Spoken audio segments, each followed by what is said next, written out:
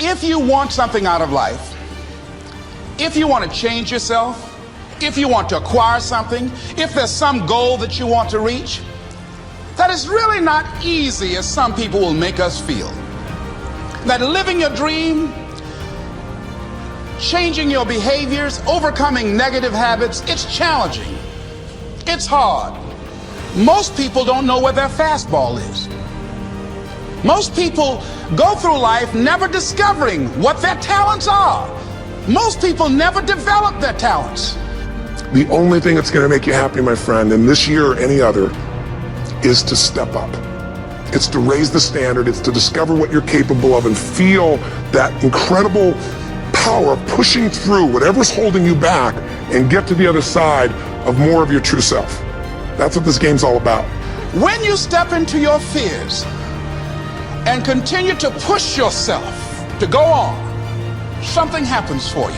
If you look at somebody who's really successful and you think, wow, I mean, they're so amazing, they're such a genius, you gotta dig underneath and you gotta remember something.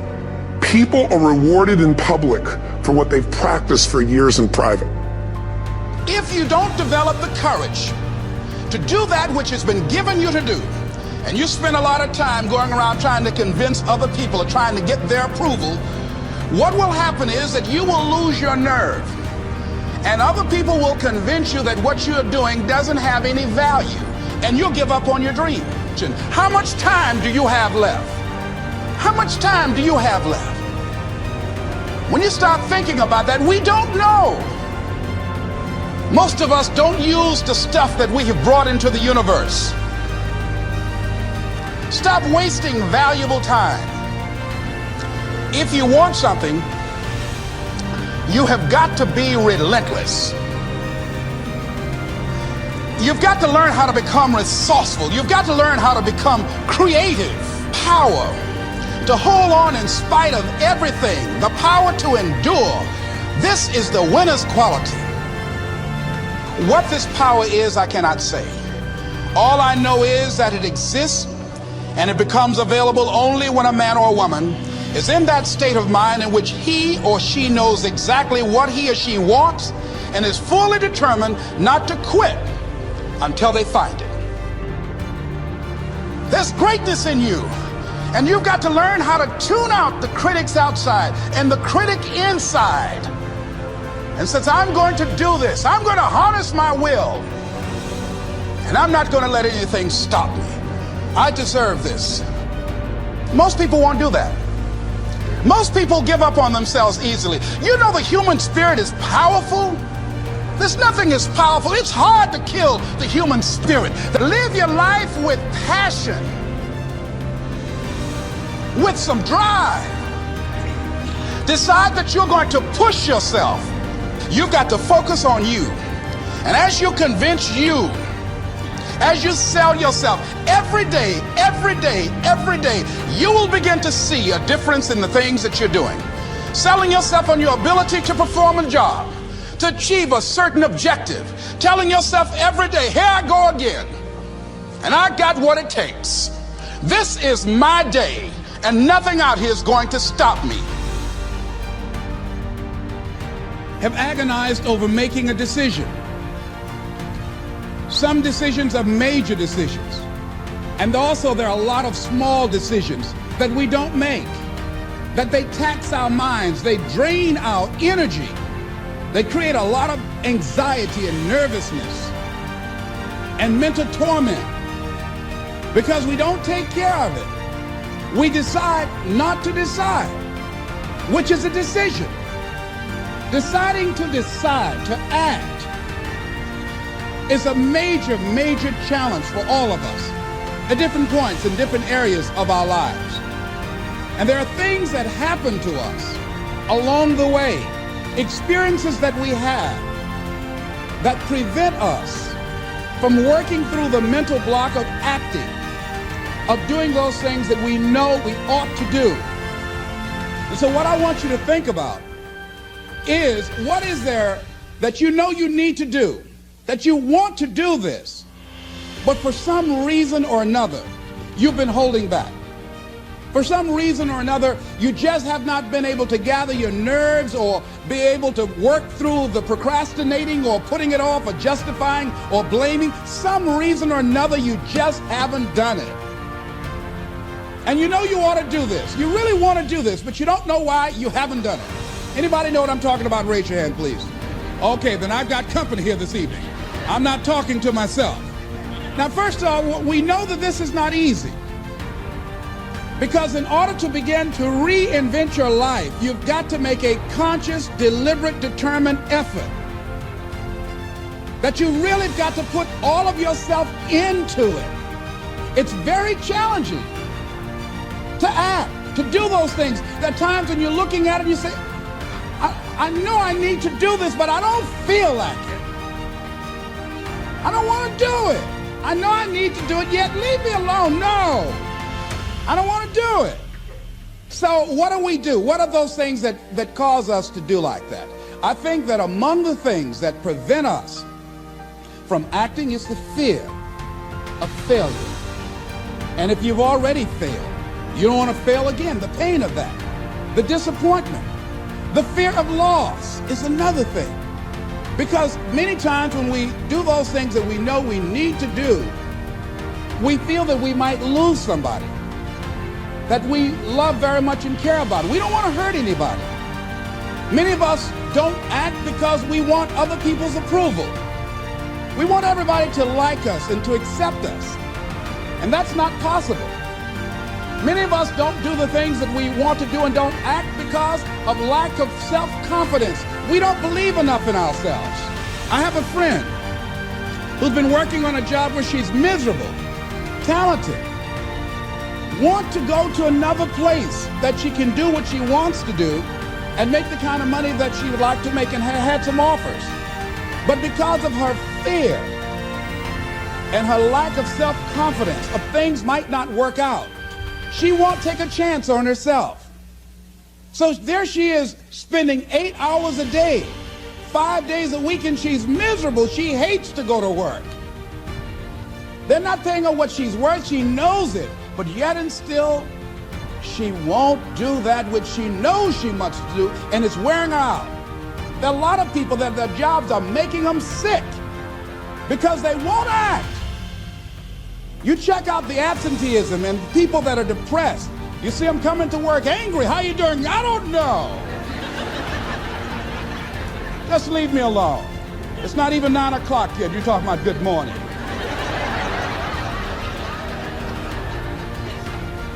There are days you go to work, you want to just keep driving past the job. You don't want to stop because it's not in sync with who you are. But you haven't acted. Have another friend. This guy's brilliant. He's a business consultant. He helped a lot of people get their business started. And people come to him because they know he's knowledgeable. But this guy won't start his own business. Now, he's very smart. He can do it. Everybody believes in him except him. And he's so smart, he's talked himself out of it. Well, the numbers aren't right. So there are many reasons why we don't act. There are other things, though, that affect us. Is that not wanting to take personal responsibility. We want somebody else to do it. And many times we pick up our inability to do certain things from people that we love, people that we admire. We identify with them, and we live in the context of their ideas, their opinions, and their life patterns. We buy into it unconsciously. My mother is a pack rat. She keeps everything. She doesn't throw anything away. And I have unconsciously picked that up. Now, my mother never said, let me show you how to keep everything less and just clutter things. I unconsciously picked that up. Many times, unconsciously, we try to honor the people we love by being like them. By the same token, I realized something about myself when I had some major decisions to make, and I found myself acting like my mother. See, my mother's the kind of person that when she has a problem with one of the other foster children that she adopted, she won't confront them. She will call me. Les, why don't you tell Linda to move? She's lazy. She won't go to work. She runs the street all day, and then she comes home and wants to sleep all day, and I think she's doing drugs. I said, but Mama, why don't you tell Linda that? I bought the house for you. I told you when she wanted to come home, don't let a grown person come there and take care of them. You let her in. Well, after all, she's my child. Mama, then you handle that. When I tell her to leave, she say, Mama say I can stay. Mama, can I stay? And you tell her yes, and then you call me and say, she's still here.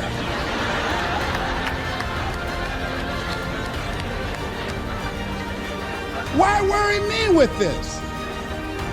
So Mama hasn't developed the courage to act on that.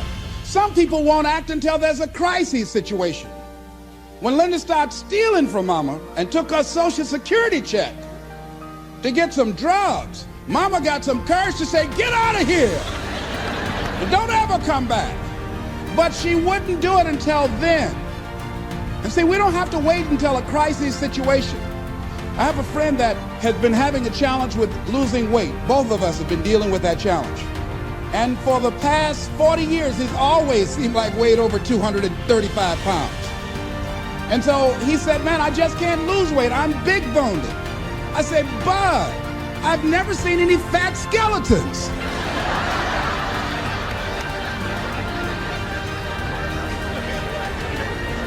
No, you need to act on your health. You can change this. You don't have to go to your grave fat. We're all digging early graves with our teeth. We don't have to do this. They need to have a support group around M&M peanuts. You want a support group on something, and throw Snickers in there too. Bud and I can tell you about the help we need with that. So what happened with Bud, though, he became ill a few weeks ago. See, Bud in the last few weeks has lost more weight than he's ever lost, even when we were competing with each other, betting a lot of money. But what happened was, Bud became diabetic. He went into an insulin shock. He didn't know that he was diabetic. His blood sugar became high. And the doctor said to him, you are diabetic. You're going to have insulin shots every day. You're going to have to change your diet. And let me tell you what's going to happen if you don't do what we tell you to do. Number one, there's a possibility that you can become an amputee. Number two, you can go blind. Three, you can become impotent. Bud, say, help me.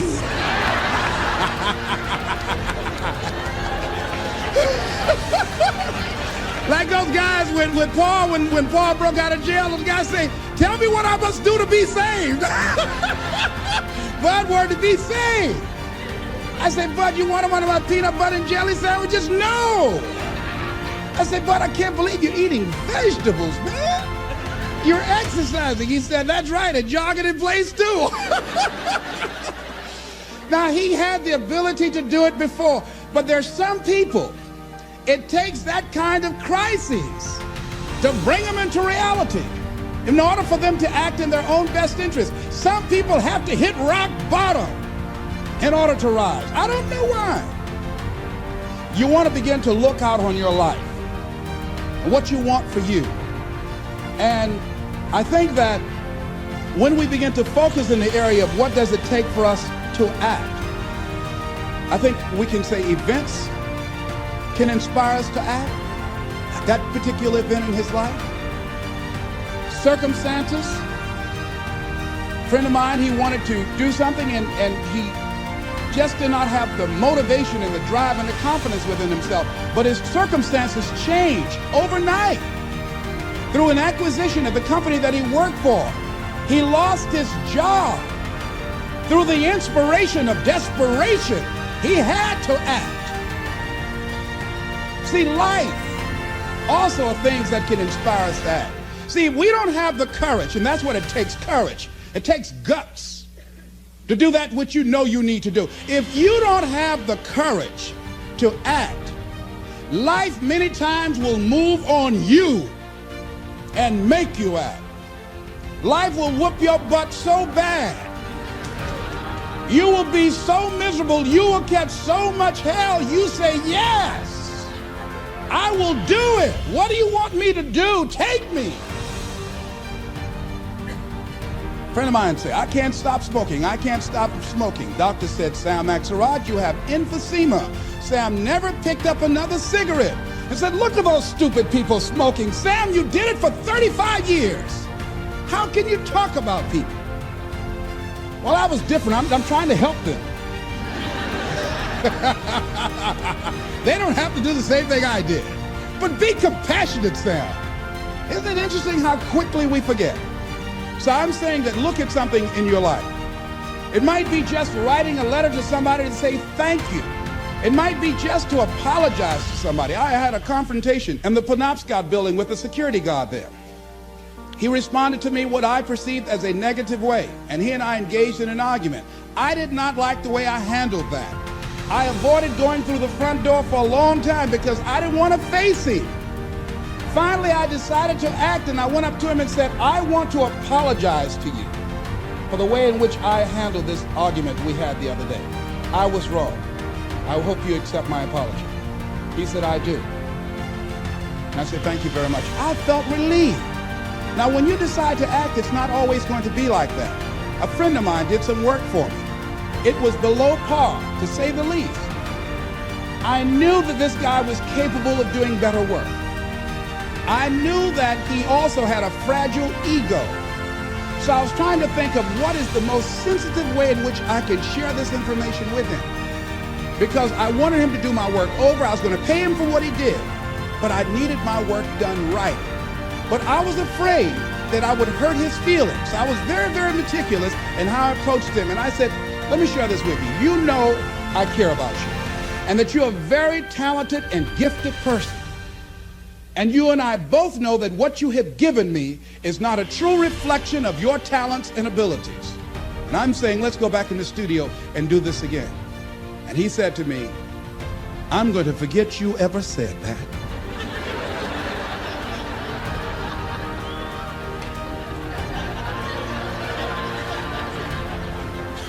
I was wiped out. He never spoke to me again. Now, when you decide to act, you're going to have some people like that. We're no longer friends. I lost sleep over that, ladies and gentlemen. I said, I can't believe that. I remember sitting up one night looking at the phone. I said, I gotta call him. He said, no. And I said, no, forget that. I called, man, look here, we've been knowing each other too long to allow this to come between us. He said, don't call me anymore. And hung up. And then I wanted to think about what can I do to make it up to him? And then something came to me, less. What do you have to prove? See, many things we don't do is because of the fact we want people to like us. There's some necessary losses in life. When you decide acting in your best interest, you're going to lose some friends. Everybody's not going to approve of you. There's some people that won't like you. Who do you think you are? You're arrogant. What do you think you can do? You think you can get away with that? You're selfish. Thanks, I got that. It's my life. And so what I'm saying to you is that as you begin to look out on your life, this is challenging. This is not easy acting. So what are the things that we can begin to do to harness our will? Number one, you've got to bring it out and look at it. You've got to take the power out of it. You've got to expose it to the truth. And the truth is that it has no power over you. So write down something you want to act on, but for some reason that you've been holding back, and look at it. The next thing is, ask yourself the question, is it helping you to continue to put it off? If it's an asset for you to continue to procrastinate, then continue to do that. But if it's a liability for you, if it's causing you some mental and some emotional challenges, or perhaps a financial problem, look at that. Examine that for what it is. Next step, ask yourself, what's blocking you? What's preventing you from acting? Why don't you have the courage to handle that? Why won't you face that? What are you running away from? What kind of avoidance behavior are you engaged in? Next is, what is the worst thing that can happen when you take action? So I looked at that, and I said, what's the worst thing can happen when I tell him this? He can say, I don't like you, and he did. Now what happened? I experienced that. I looked at that. I saw that. And guess what, ladies and gentlemen? I didn't die. My feelings were hurt a little bit. I lost some sleep about it, and sometimes I think about it when I drive past his house, but I'm still here. It's uncomfortable, but it's okay. It doesn't bother me anymore. I've gotten used to it now. So what is the worst thing that can happen? I want you to visualize that, experience that, feel the nervousness and the discomfort. And the more you run it in your mind, the less power that it will have. Next is, how will you feel after taking this action? I felt a sense of personal achievement when I faced somebody that has been my mentor for years.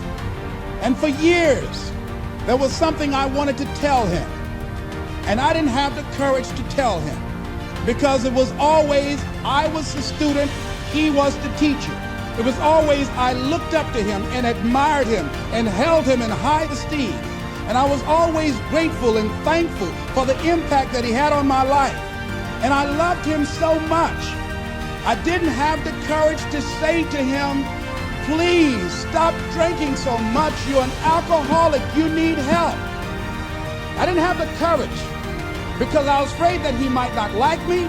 I was afraid that he might be hurt and crushed, that we would no longer be friends. I didn't want to jeopardize what we had.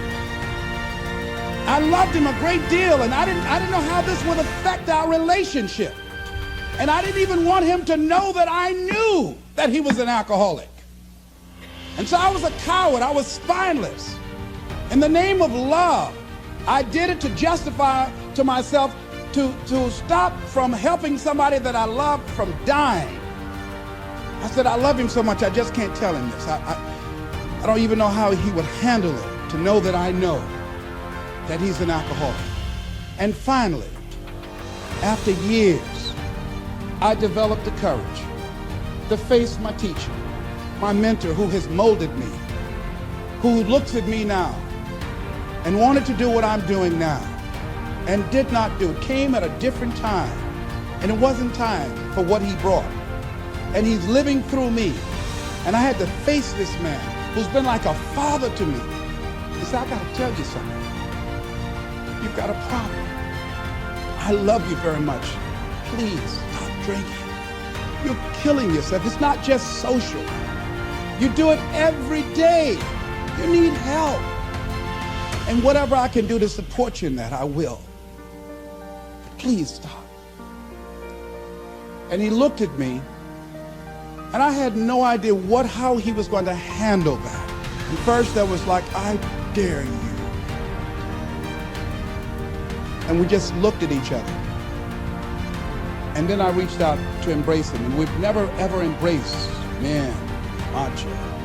Never hugged him. I hugged him, and he just stood there with his arms straight. He couldn't raise his arms to hug me back. And he was shocked. And after he got over the initial shock, when he could bring himself to speak, to maintain his composure, because he could never afford to let me, his student, see him vulnerable or admit that I was right. He said, I'll be seeing you. I said, yes, sir. He said, tell your wife I'll be by the house to see you all before I leave. When he walked away, at first I was very depressed about it. And I said, well, maybe it wasn't my place to do this. You know, when you act, you're going to have some second thoughts. And then I said, no. I did what I felt. I did it because I feel very strongly about this. And fortunately, he called me back a few weeks later and left word with the answering service. Leslie Brown, I just want to say thank you. And hung up. That was a good feeling. When we look out on our lives, you ask the question, what are you going to do? Look at, as you think about this that you know you need to handle, what are you going to do? And then write down 3 strong reasons on why you know you must take action. and being explicit and descriptive in your reasons, because your reasons have power. Your reasons will drive you. When you have doubt, when your faith becomes weak, your reasons will fortify your faith. When you have an inner conversation, say, no, don't do that. Your reasons will become your rod and your staff to comfort you, to take you through those challenging moments. So write down your reasons. And what you will find, that when you decide to act, when you decide to take life on, and let me warn you, it can be painful, it will be uncomfortable, and that's where the growth is. When you're uncomfortable, when you're stretching out, when you're taking life by the collar, you're going to get thrown to the ground again and again and again. But when you have determination, and you know that what you're doing is right, it gives you your life, it gives a special meaning and power to you, you will have some power from on high. You will discover some things about yourself that will begin to electrify your personality. You'll begin to discover some things about you that you don't know you've got when you put yourself in that type of challenging situation. Repeat after me, please. I can go into action on anything in my life. Nothing is stopping me but me. No challenge in my life has any power over me. Here's something that Howard Thurman wrote on the decision to act. He said, it's a wondrous thing that a decision to act releases energy in the personality. For days on end, a person may drift along without much energy, having no particular sense of direction and having no will to change. Then something happens to alter the pattern. It may be something very simple and inconsequential in itself, but it stabs awake, it alarms, it disturbs. In a flash, one gets a vivid picture of oneself, and it passes. The result is decision, sharp, definitive decision. In the wake of the decision, yes, even as a part of the decision itself, energy is released. The act of decision sweeps all before it, and the life of the individual may be changed forever. When you decide to make decisions, to act, you begin to access power within you that will increase your self-esteem, that will increase and enhance your personal power, that puts you in charge of life. And life has a whole new meaning for you. There's a sense of personal freedom. Doesn't mean you're not going to have any struggles. Doesn't mean that you're not going to have any challenges. Doesn't mean that you're not going to suffer any defeat. No, doesn't mean that. But what it does mean, that you're putting yourself in the position to grow. You're putting yourself in line with your higher calling and your higher self. And that's what life is about.